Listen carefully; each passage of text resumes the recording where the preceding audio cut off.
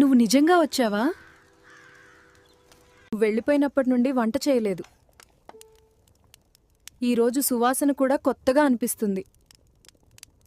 రోజు వచ్చేస్తానని మనసులో అనుకుంటూ బతికాను. కానీ ఊరు కూడా మారిపోయింది. ఇది ఒక కాలా అనుకున్నాను గాని నిజంగా నువ్వు నా ముందు కూర్చున్నావు. ఊరు కాదు, మనం మారిపోయాం. వీధుల్ని మర్చిపోయాను, కానీ నీ గళం మాత్రం ఎన్నడూ మర్చిపోలేను.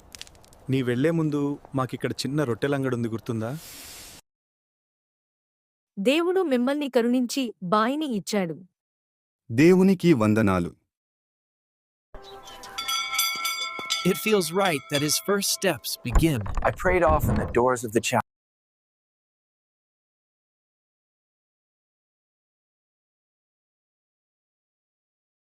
May God keep this child safe. May his path be one of righteousness. May this child reach a higher level. Amen. You've already beaten me at this age? You're my hero, Papa! Your smile is my life, son. A gift from God himself. Oh, ఇంత తక్కువ వయసులోనే నన్ను ఓడించావా? నీవు నా hero నాన్న. నీ నవ్వే నా జీవితం బాబు. ఇది నాకిచ్చిన దేవుని వరం. You've already beaten me at this age? You're my hero, Papa! Your smile is my life, son. A gift from God himself. యుద్ధం అంటే మనిషి మనిషిని బాధ పెట్టినప్పుడు మన మానవత్వాన్ని మర్చిపోయే రోజులు. నాన్నా, నువ్వెందుకు వెళ్ళావు? మా నాన్న యుద్ధంలో చేర్పించాడు. మా నాన్నకు దేశభక్తి ఎక్కువ. ఇది ప్రభుత్వ అధికారులు యుద్ధంలో నాకిచ్చినటువంటి మెడల్. జాగ్రత్తగా దాచించు. మా తండ్రి నాకు చెప్పింది. నీకు నేను చెప్పేది ఒకటే, సైనికుడు అంటే తన జీవితం త్యాగం చేయడం. కాబట్టి సైనికులకు తన జీవితం మీద స్వార్థం ఉండదు.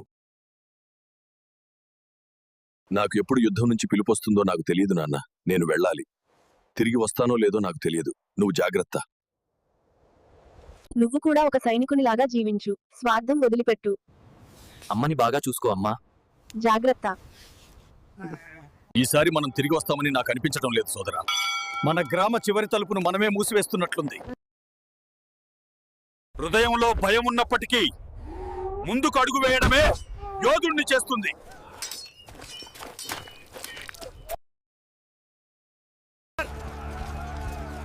మన వాళ్ళు వెనక్కి వెళ్తున్నారు. వెనక్కు కాదు, చివరి రక్తపు బొట్టు వరకు ముందుకే.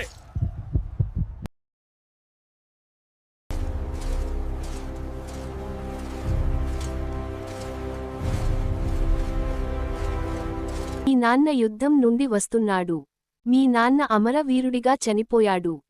మనకు చాలా దుఃఖం మిగిల్చాడు. చూడమ్మా, నీ అల్లుడు నన్ను వదిలి వెళ్ళాడు.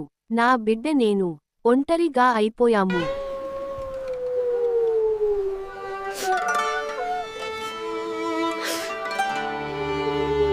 ఎందుకిలా నన్ను ఒంటరిగా వదిలి వెళ్ళావు? నాన్నా, లేనానా?